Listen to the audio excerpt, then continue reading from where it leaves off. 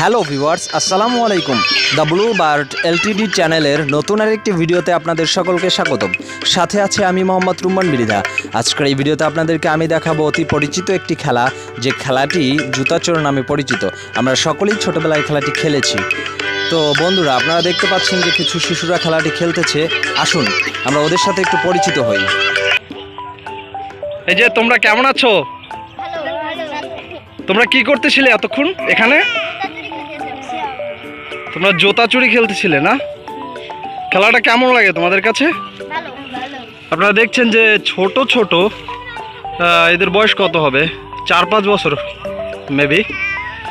এরা কত সুন্দর জুতা চুরি খেলে, যে গ্রামের একটি ঐতিহ্যবাহী খেলা। ছোটবেলায় আমিও খেলেছি খেলাটা।